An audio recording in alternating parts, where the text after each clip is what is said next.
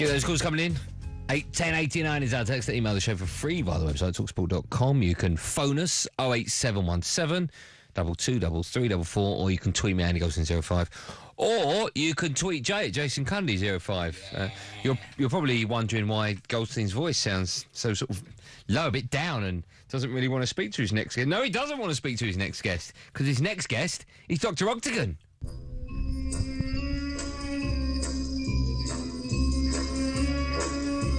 Dr. Octagon, Dr. Octagon, Dr. Octagon is here. Good evening, Noel Gallagher. Evening, Noel. All right, boys. How are you, sir? Sensational. Yeah, now listen, we've got lots and lots to get through, of course, because Di Canio has been sacked. That's correct. Liverpool as I got beat. I predicted. Yeah, Liverpool got beat. As I predicted. And we've got jeans to talk about, and haircuts. And That's the right. Manchester Derby. No, there's no need. Yeah. Okay, we'll kick off with that one. Yeah.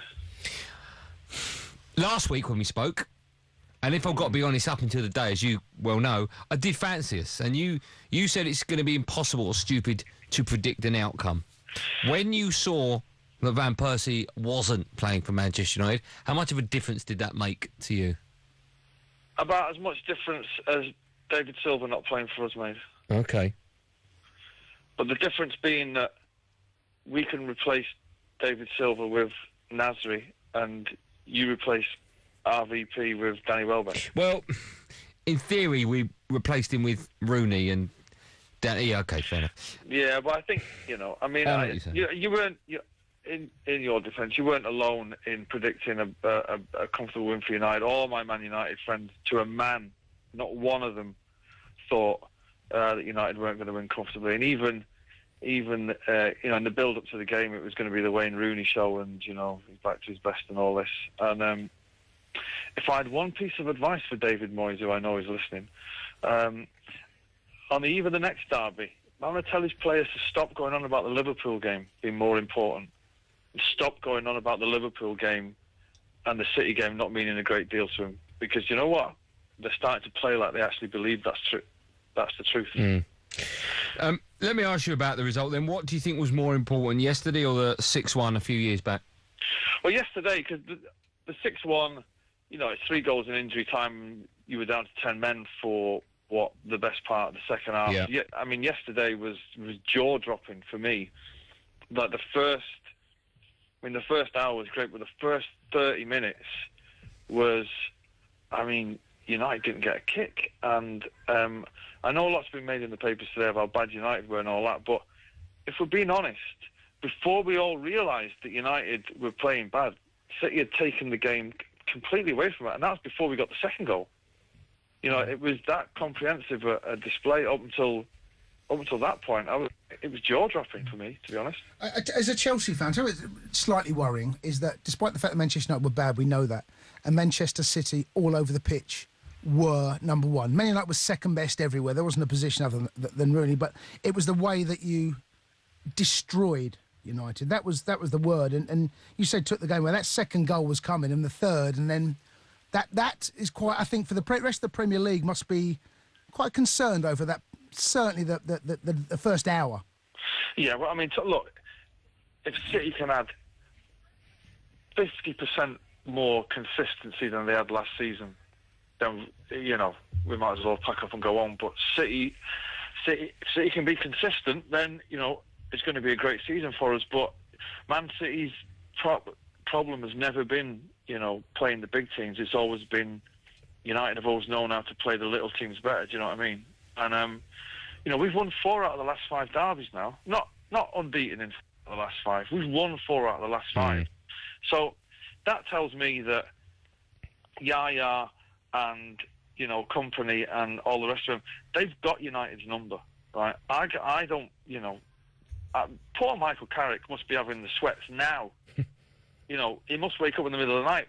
Yaya's face is staring him in his face, just thinking, how do you play that guy when he's like that? He's unbelievable. Well, I have to say, those two you mentioned were just simply, on a different level. They were unbelievable. They say that, there's always a good time to score and never a good time to concede, and that's just before the break and just after, which is obviously when you scored the goals. I have to be honest, had the one before the break not gone in or the one after it not gone, I don't think it would have made any difference whatsoever. No, because you wouldn't, you were for the life of me, I didn't think Ashley Young would come back on for the second half. And I think Moyes, maybe in that half-time team talk, maybe proved, why he was managing Everton for all those years, because United came out and did nothing. And then as soon as he decided to change it, the game was long gone, and it's no coincidence that when United seems to look better, they'd move Fellaini up the pitch and would just, get it up to the big lads, you know what I mean? And I don't know. I thought it was as comprehensive a defeat as I've ever seen United been beaten. I've seen United been beaten by Barcelona in that Champions final. Remember that? We all remember that. It's on YouTube. Sadly, you can still get it. Yeah. You can still get it. And I think it was as big a defeat as that. The benefits I can take from it, Noel, is, and believe me, I've been searching, is that when we did make the change, we didn't concede and we scored. So the way I look at it is, in the last half an hour, we actually beat you 1-0. Yeah, well, David Moyes as well was saying that, Rooney was the best player on the pitch. It was in the last 20 minutes. That's because we were up 4-0, and I'm afraid, no team in the world winning 4-0 with, 25 minutes left is going to put it in anymore. The game's gone, and for him to say that Rooney was better than Vincent Kompany, who, I'm sorry, but if there's a better defender in all of Europe playing now, I've never seen him. Okay, does it worry you then that when he doesn't play, there is such a dramatic turnaround the way Man City play?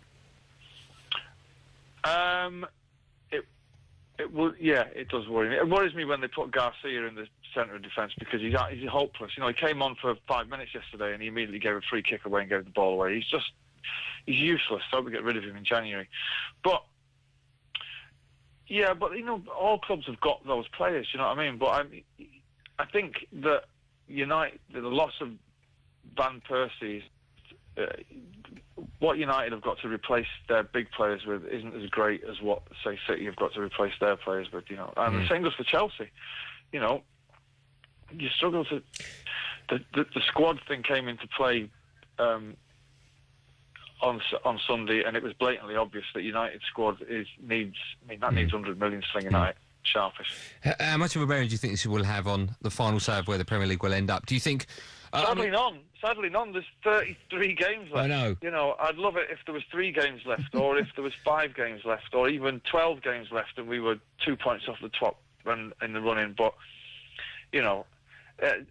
David Moyes again is going on about the fixture list, and now he's, I'm not sure the balls came out of the bag that way.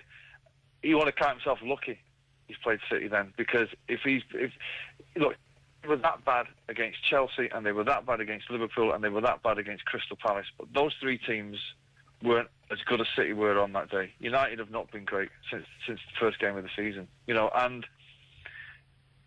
I don't think United are going to get any better. What do you think of Ashley Young? Because he's a diver.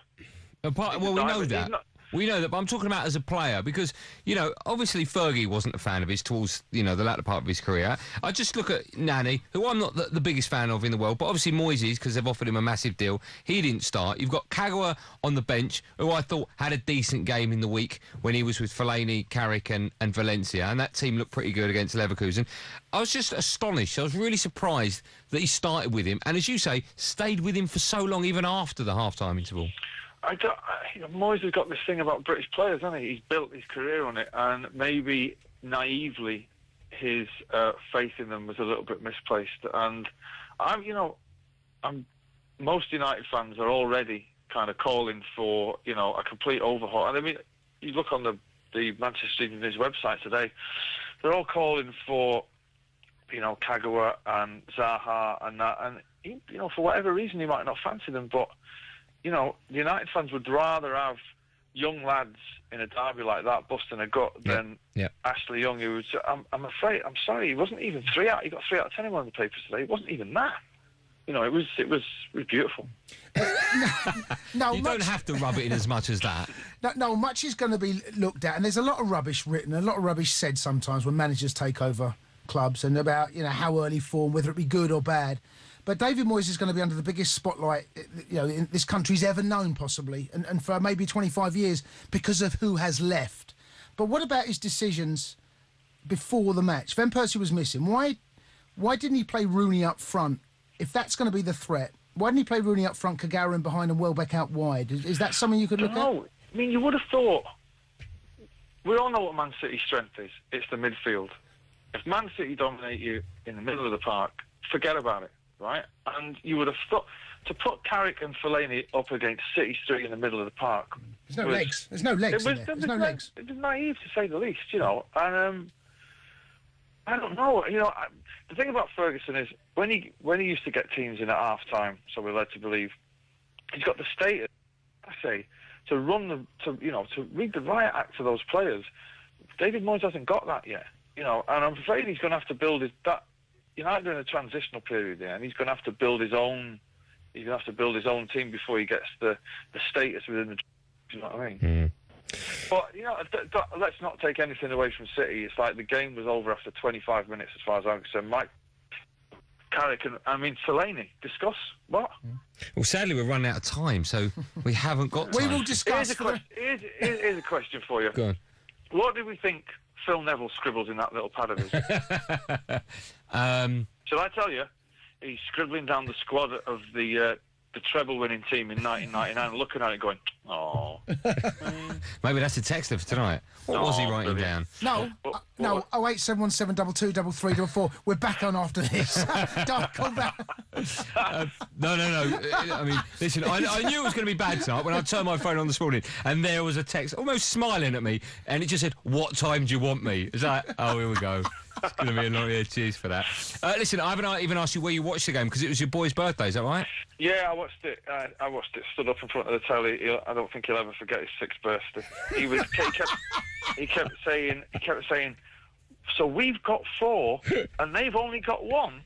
And I was like, yeah, and that's only in midfield, son.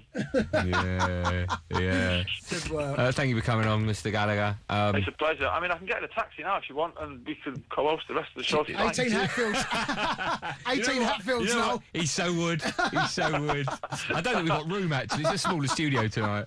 I'll see you soon, mate. All right, man. Cheers, Noel. Bye.